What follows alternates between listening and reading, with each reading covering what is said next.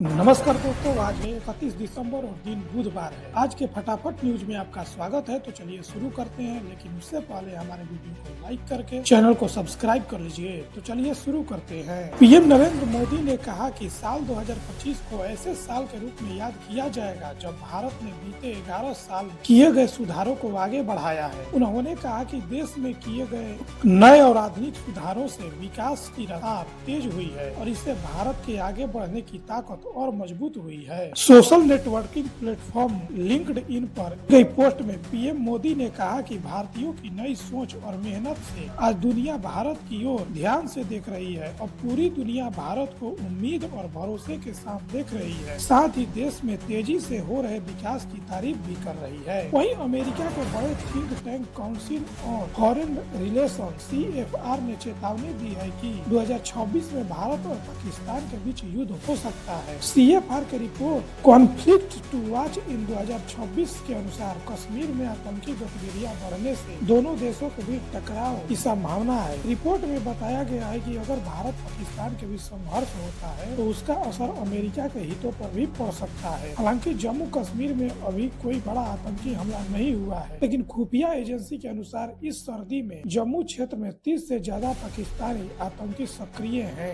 वहीं पश्चिम बंगाल की CM ममता बनर्जी ने कहा कि शकुनी का चेला दुशासन बंगाल में जानकारी जुटाने आया है। जैसे ही चुनाव आते हैं दुशासन और दुर्योधन दिखाई देने लगते हैं। आज बीजेपी कह रही है कि ममता बनर्जी ने जमीन नहीं दी, तो फिर पेट्रापोल और अंडाल में जमीन किसने दी? बांकुरा में आयोजित कार्यक्रम में ममता ने कहा कि बीजेपी कहती है कि घुसपैठिए सिर्फ बंगाल से ही आते हैं। अगर ऐसा है तो क्या पहलगाम में हमला आपने कराया था? दिल्ली में जो घटना हुई उसके पीछे किसका हाथ था? बीजेपी SIR के नाम पर लोगों को परेशान कर रही है। वहीं मुंबई में 68 साल की एक महिला से 3.71 करोड़ रुपए की ठगी हो गई है। आरोपियों ने खुद को मुंबई का कोलाबा पुलिस स्टेशन के साथ साथ केंद्रीय एजेंसियों का कर्मचारी बताया था। इन लोगों ने नकली ऑनलाइन कोर्ट में सुनवाई की, जिसमें एक व्यक्ति ने खुद को पूर्व chief justice of India DY Chandrachud बताया था। वहीं बांग्लादेश में मेमनसिंह जिले में एक कपड़ा फैक्ट्री के अंदर हिंदू कर्मचारी को गोली मारकर हत्या कर दी गई। बीते 12 दिनों में बांग्लादेश में हिंदू की हत्या का यह तीसरा घटना है। घटना सोमवार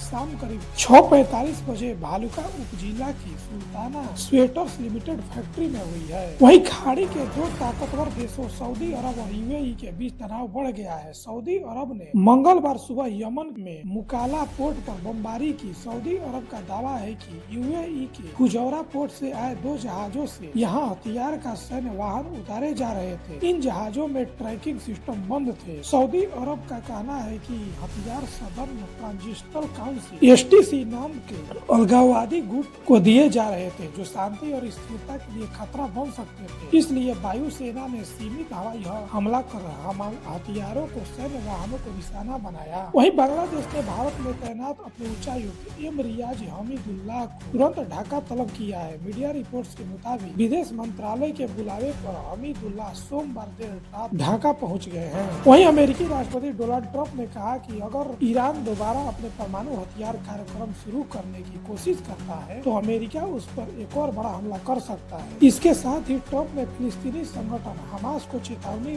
दी कि अगर हथियार नहीं डाले तो उसे गंभीर नतीजे भुगतने होंगे। वहीं रूस ने आरोप लगाया है कि यूक्रेन में नोवगोरोड में राष्ट्रपति व्लादिमीर पुतिन के सरकारी आवास पर हमला करने की कोशिश की है। रूस के विदेश मंत्री सर्गेई लावरोव के मुताबिक यूक्रेन ने 28 और 29 दिसंबर की रात 91 ड्रोन से हमला किया, जिसे रूस के एयर डिफेंस सिस्टम ने नाकाम कर दिया। लावरोव ने चेतावनी दी कि हमले का जवाब दिया जाएगा। उन्होंने इस हमले को आतंकवाद करार दिया है। दोस्तों, ऐसे ही न्यूज के लिए हमारे चैनल को सब्सक्राइब कीजिए और मिलते हैं अगले वीडियो में। धन्यवाद।